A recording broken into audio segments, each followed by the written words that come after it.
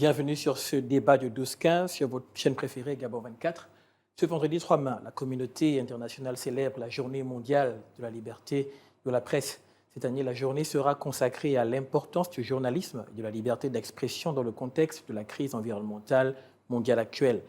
À l'heure où le dialogue national inclusif vient de s'achever au Gabon et que les questions liées à la presse ont été également abordées lors de ces échanges, le débat du 12-15 a décidé de se pencher sur la question créant le parallèle sur les deux événements. Je reçois donc pour parler, pour en discuter, M. Jean-Yves Ntoutoum, président de l'Organisation patronale des médias. Bonjour. Bonjour. Avec lui, nous avons M. Ferdinand Demba. Vous êtes directeur de publication de Inside News 241. News 241. Bonjour. Bonjour. Déjà, bonne fête à tous les deux. Merci. Tous les médias et toute la presse célèbre. Merci aussi. Et donc, nous allons rapidement aborder ce point. Nous n'avons que 26 minutes. On va essayer d'être concis. Donc, si on devait faire le constat, je vais parler à M.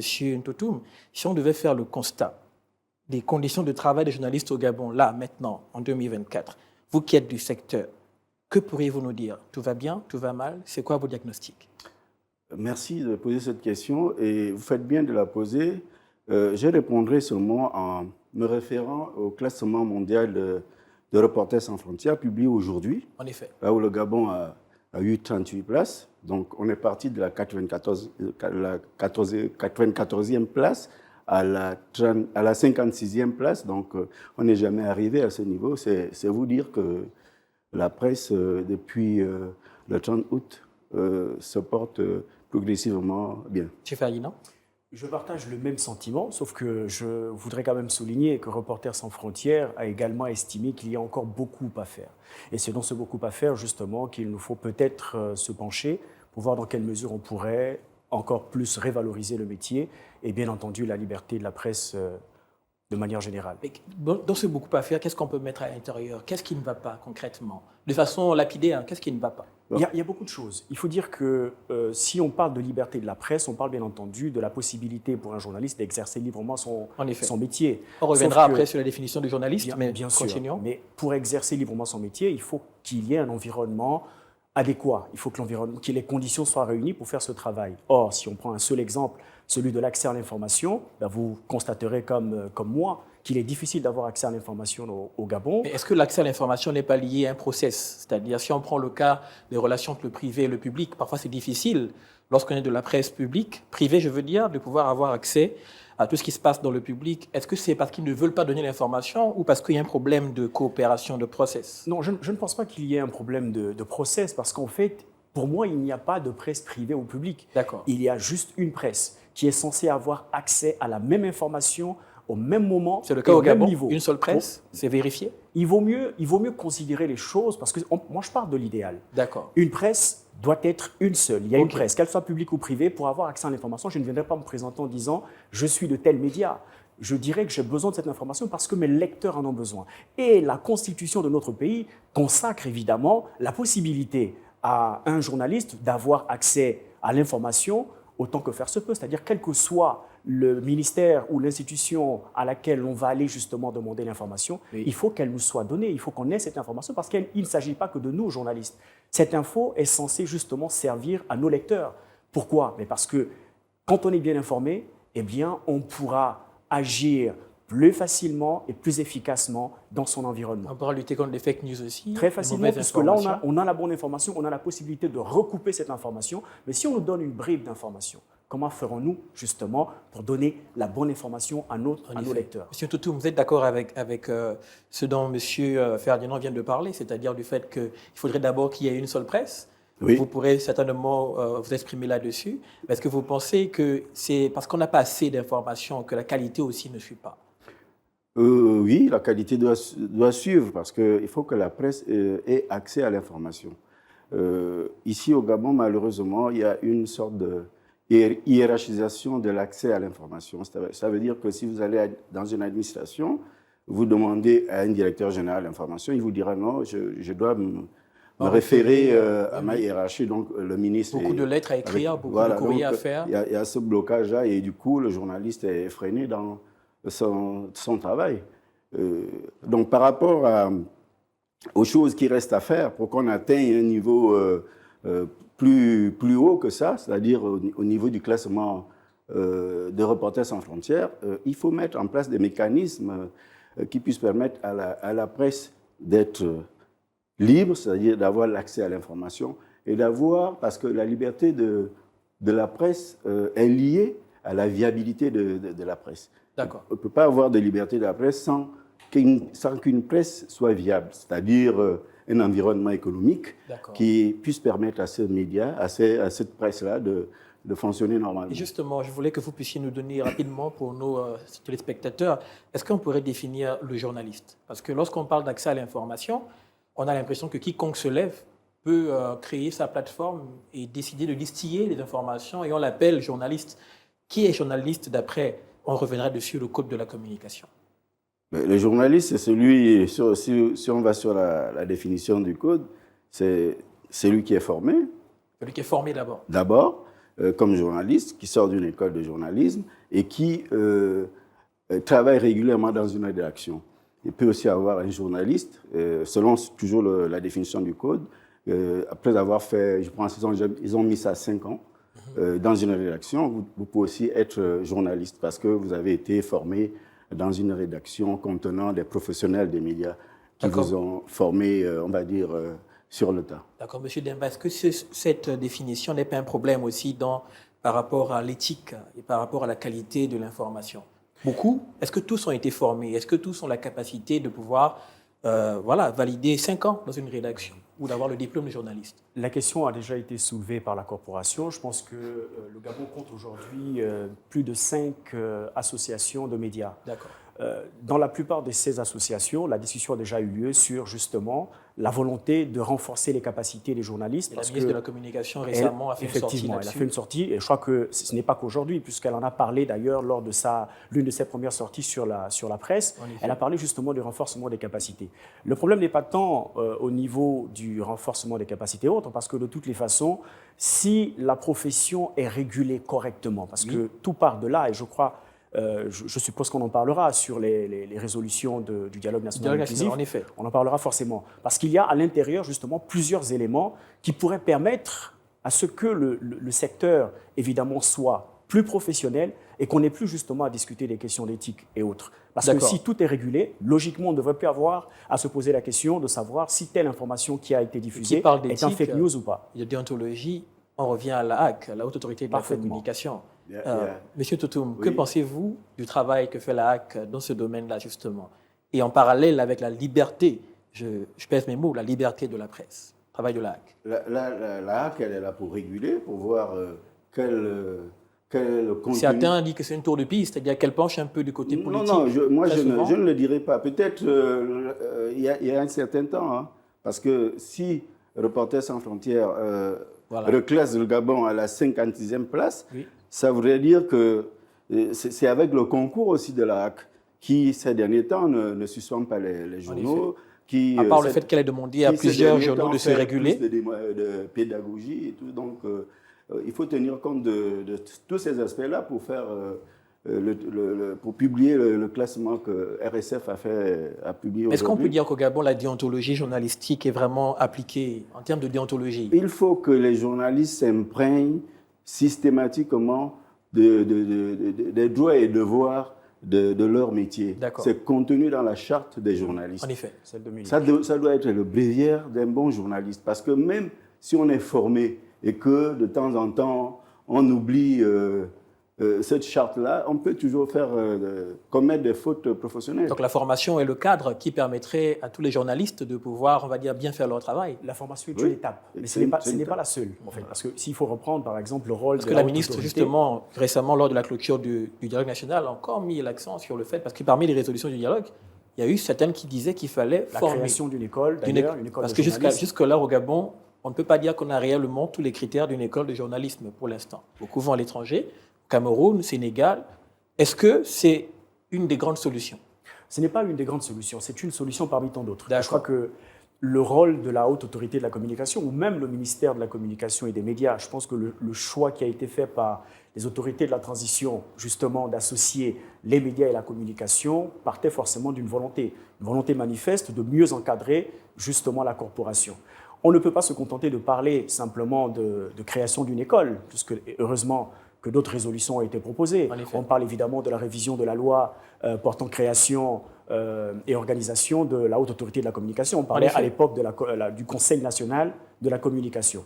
Pourquoi on parle de révision? Parce qu'on s'est bien rendu compte qu'il y a à l'intérieur des articles qui ne vont plus avec le contexte actuel. Citez-nous. Mais on peut en citer plusieurs. Même un, juste que pour l'article 180 par exemple, oui, qui dit qui condamne, on va dire solidairement, l'imprimeur, le journaliste, le directeur de publication et même les diffuseurs. Et les hébergeurs également. Donc tout ce monde est responsable. Oui, voilà. Ce qui n'est pas du tout censé parce que... Qu'est-ce qui devrait être? Ce qui devrait être, c'est que le journaliste est responsable de ses écrits. D'accord. Ailleurs, c'est ce qui se passe? Est-ce que le Gabon est une exception dans ce domaine-là? Bien entendu. En fait, la vraie question ici, c'est de se dire qu'en fait, il ne faut pas qu'on ramène le journalisme à un journalisme gabonais. Ça n'existe pas, le journalisme gabonais. En effet. Il y a du journalisme et en fonction, évidemment, des contextes, en fait, de l'environnement dans lequel on se trouve, on va essayer de l'adapter pour, au contraire, renforcer la liberté de la presse et la liberté d'expression qui sont consacrées par notre Constitution. Il ne faut pas qu'on oublie justement que tout ce dont on est en train de parler aujourd'hui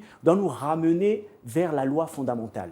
Et si évidemment la loi fondamentale consacre la liberté, il faut que cette liberté soit renforcée. Il faut qu'on mette les mécanismes. Il y a des mécanismes à mettre en place. Parmi ces mécanismes, évidemment, il y a la révision du Code de la communication. Mais quand on parle de la révision en question, il n'est pas seulement question d'aller la réviser avec un petit groupe de personnes qui auront certainement des intérêts. Les acteurs même. Effectivement. Et là est toute la question, c'est est-ce que les acteurs de la corporation sont impliqués, ont toujours été impliqués dans la rédaction du Code de la communication? Par rapport à ce que vous dites, Monsieur Demba, est-ce que la HAC, parce que jusqu'alors les membres de la HAC sont nommés, est-ce qu'il ne faudrait pas, d'après certains rapports que j'ai pu lire avant ce débat, est-ce qu'il ne faudrait pas que les membres de la HAC soient nommés par leur père? Qu'en pensez-vous? Logiquement, ils devraient être nommés par leur père. Ça a été proposé aussi au débat, au dialogue national d'ailleurs. Oui, Monsieur Toutoum, qu'en pensez-vous? Oui, ça a été proposé. Je pense... Est-ce que ça donnerait une indépendance à la HAC, une plus grande indépendance? Ça a été proposé pour 4 professionnels des médias qui pourraient être choisis par leur père.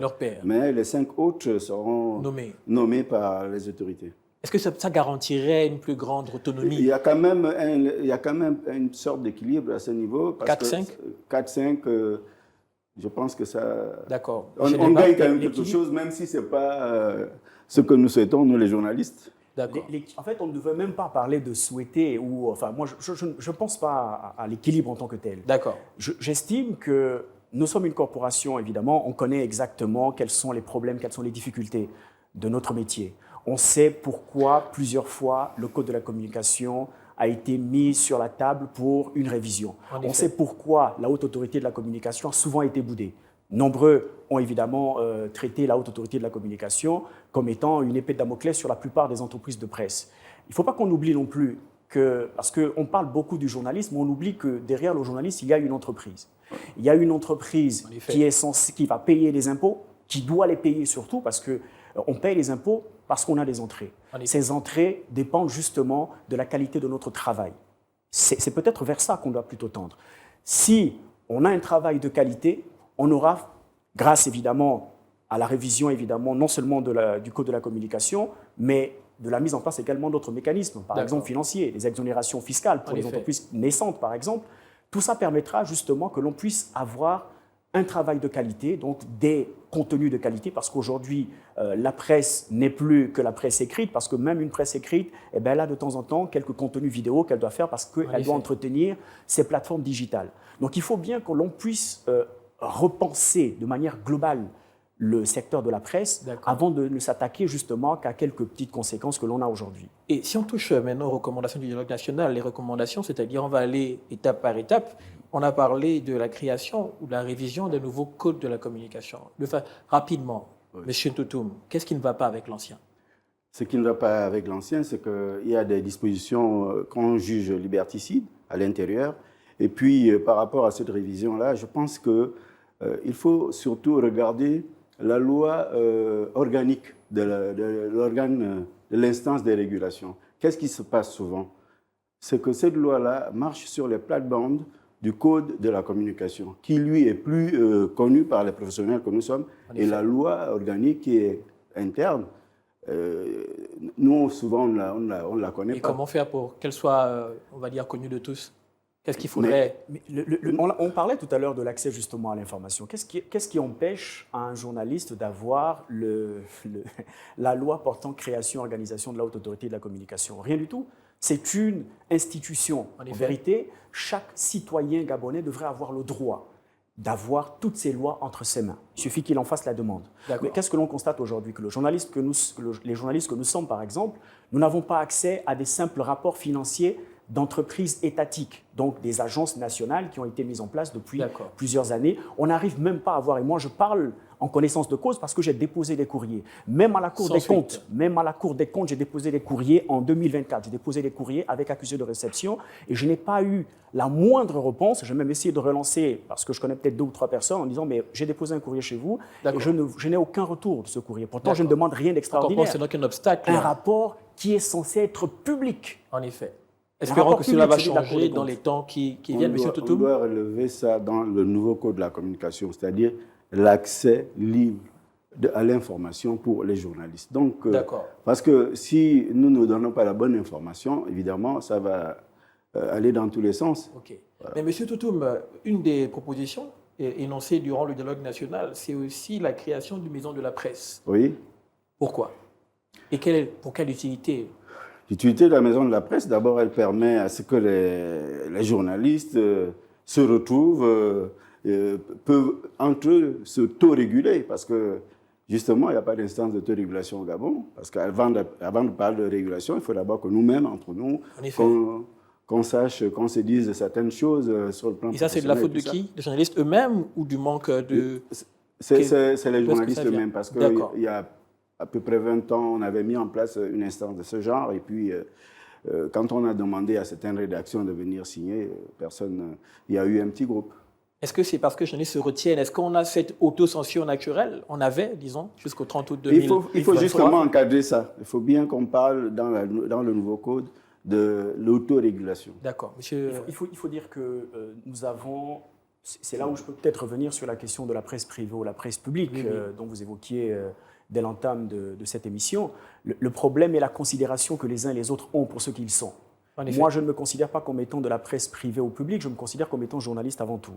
Et en tant que journaliste, je connais mes droits et devoirs. J'ai lu la Charte de Munich, je lis d'ailleurs même la plupart des règles qui sont énoncées dans plusieurs pays, qui partagent un peu notre contexte.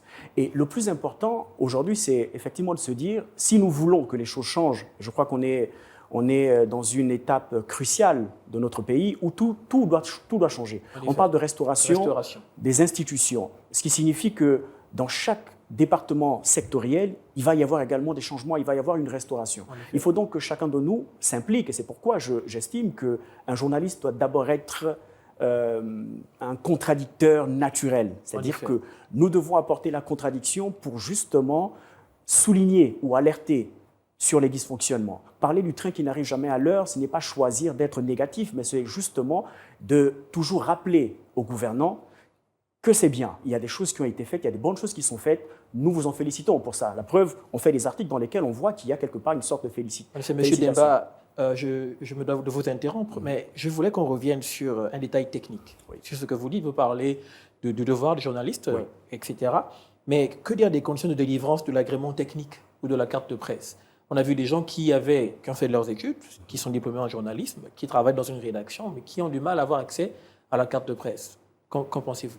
Alors, je crois que les règles à ce niveau sont assez claires. Pourtant, c'est énoncé, mais c'est comme s'il y a un blocage. Justement, est-ce qu'ils remplissent les critères? Parce que pour avoir accès... Après, on parle de révision des critères, justement, au dialogue national, ils en ont parlé. Si on parle de l'ancienne équipe, donc l'ancien régime, on est tous d'accord pour dire qu'il y a des choses qui se faisaient en ne respectant pas les règles de l'art. Il y a des process qui sont mis en place. Il y a un formulaire, d'ailleurs, pour avoir accès à l'agrément technique. C'est dans le Code de la communication, il y a un article qui est clair, qui dit clairement quels sont les éléments qu'il faut fournir. Dès lors que vous avez ces éléments, si vous allez déposer votre dossier et qu'on vous le renvoie, vous avez le droit de porter plainte au ministère de la Communication. Qu'est-ce qui vous empêcherait de le faire alors que vous remplissez tous les critères? Monsieur Toutoum? Maintenant, il y a peut-être un petit détail, c'est que quand on va, par exemple, déposer le dossier, on nous donne un formulaire.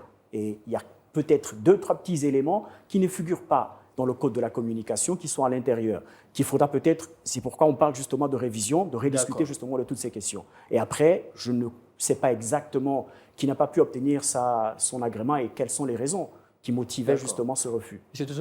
Moi, j'ai eu la chance d'être membre de la commission de la carte professionnelle de presse. Je ne me souviens pas qu'il y ait un dossier de journaliste qui est un dossier complet où on remplit tous les critères et qu'on a refusé la carte professionnelle à un professionnel des médias. Je n'ai pas souvenance de ça. Il suffit de remplir les critères, vous aurez votre carte professionnelle. D'accord. Donc, aussi parmi les résolutions qui ont été énoncées, on parlait de redéfinir la fonction de journaliste. Je pense que c'est assez fort. Si jamais on parle de redéfinir même la fonction de journaliste, c'est que pour ceux qui ont rédigé, on va dire, ce rapport, quelque chose ne va pas. Après, il faut comprendre que les commissaires qui ont travaillé sur la synthèse des 38 000 contributions envoyées par les Gabonais n'étaient pas forcément tous journalistes. On n'avait que 2 représentants de la corporation. Ils sont observateurs. Et justement, on n'en avait que 2, qui n'avaient donc pas forcément, j'ai envie de dire, la latitude d'influencer réellement le travail qui est en train d'être fait. Il y a évidemment plusieurs citoyens qui, au regard de ce qu'ils ont constaté sur le terrain, se sont dit « celui-là n'est pas un journaliste, celui-là n'en est pas un ». Mais ce n'est pas nous qui définissons qui est le journaliste, il y a une définition du journaliste qui est universelle, avant tout. C'est cette définition qui doit justement nous amener à voir comment est-ce qu'un journaliste gabonais... Donc on n'a pas besoin de redéfinir la fonction du journaliste. En vérité, on n'a pas besoin de ça. On n'a pas besoin de redéfinir le journaliste. Il n'existe pas un journaliste gabonais, ça je le dis souvent. Si on précise, si on met l'adjectif gabonais après journaliste, c'est juste pour dire qu'on est de tel pays, on est de telle nationalité. Mais on est d'abord journaliste. Quand je suis membre de l'UPF, j'ai une carte de l'UPF. Quand je sors avec ma carte de l'UPF, je ne leur dis pas « je suis journaliste gabonais », je suis journaliste. Quand je me présente quelque part, je me présente en tant que journaliste et je peux faire le travail du journaliste partout où je vais, selon que je respecte simplement les lois établies dans le pays. On va terminer avec une question. La dernière recommandation que j'ai pu souligner, c'est que les participants ont dit qu'il faudrait un cadre juridique adapté pour garantir la liberté de la presse. Est-ce que le cadre juridique ou tout ce qui est lié à la partie légale au Gabon, pour la liberté de la presse, n'est pas suffisant ou n'est pas assez mis en avant? Non, je venais de dire tout à l'heure que le code actuel a des dispositions liberticides que nous décrivons souvent. Je pense que quand on parle du contexte, c'est le contexte du nouveau Gabon qu'on veut rebâtir à partir des actes d'Angondjé, du dialogue national inclusif. OK. Bon, est-ce qu'on peut dire, pour terminer, que la presse au Gabon est libre? On a gagné combien de places? Vous avez dit combien de places? 38 places. Qu'est-ce qu'il faudrait pour qu'on soit à la première place, par exemple? Beaucoup de choses. Beaucoup de choses, et peut-être plusieurs années. En tant que Gabonais? En tant que Gabonais, moi j'ai confiance en fait à l'évolution. Je suis plutôt progressiste, et c'est d'ailleurs pour ça que je suis beaucoup plus dénonciateur qu'autre chose. J'estime que si on m'a laissé la liberté de dénoncer ce que je dénonce depuis que je fais du journalisme, parce que je suis quand même un ancien de Gabon Media Time avant de créer mon propre média Inside News 241. Je suis dans la presse depuis 2008, et avant le Gabon bien entendu. Donc je sais qu'il y a des choses qui vont changer, qui peuvent changer. Mais pour qu'elles changent, il faut que nous soyons acteurs et non spectateurs. Et quand je parle de nous, je parle du journaliste d'abord. La première personne qui comprend la maladie, c'est le malade. C'est le malade qui peut donner des indications au médecin quand il arrive dans un hôpital pour lui dire « voilà ce que je ressentais ». Et d'ailleurs, le médecin pose toujours la question « comment vous vous sentez quand vous arrivez à l'hôpital ?» Donc c'est à nous de faire le premier diagnostic, et je crois qu'on l'a fait, ce diagnostic. On sait quels sont les problèmes. Maintenant, il faut qu'on nous invite à la table de la mise en place de la stratégie. S'il faut avoir une stratégie nationale, s'il faut mettre en place, s'il faut élaborer une loi, il faut que les journalistes soient impliqués. Une fois qu'on sera impliqués, peut-être qu'on gagnera très rapidement ces fameuses places pour arriver à la première place. Rien n'est impossible, puisque de la bouche du président de la transition, il se battra pour que la presse soit libre. Il l'a dit dès son investiture. Donc, ce qui veut dire que le dirigeant que nous aurons pendant toute cette période de la transition, eh bien, lui garantira déjà la liberté de la presse, ce qui veut dire que les résolutions qui sont proposées vont évidemment être transformées en actes, et ce sera évidemment au bénéfice de la corporation. Monsieur Totoum? D'abord, protéger le journaliste, parce que ne pas l'exposer, on va dire, aux tracasseries judiciaires. En effet. Et il faut aussi rendre l'accès à l'information fluide. Et puis maintenant, mettre en place un environnement économique qui puisse permettre à la presse... En effet, il doit pouvoir gagner sa vie à travers son activité. Je vous dis, dans la presse privée, ça me fait 30 ans de métier sans discontinuer. Je n'ai jamais vu quelqu'un qui allait à la retraite dans notre secteur privé, j'ai dit. C'est un domaine très important qu'il faudra remédier, une situation à laquelle il faudra remédier. Voilà. D'accord, donc nous sommes arrivés au terme de ce débat du 12-15. Merci d'avoir accepté notre invitation. C'est nous qui vous remercions. Merci. Je rappelle que vous êtes M. Jean-Yves Toutoum, président de l'organisation patronale des médias au Gabon, et vous êtes M. Ferdinand Demba, directeur de publication de Inside News 241. C'est parfaitement ça. Merci beaucoup d'avoir été avec nous, et à vous, merci de nous avoir regardés. Nous donnons rendez-vous encore dans les jours qui viennent pour ce débat du 12-15. Au revoir, à très bientôt.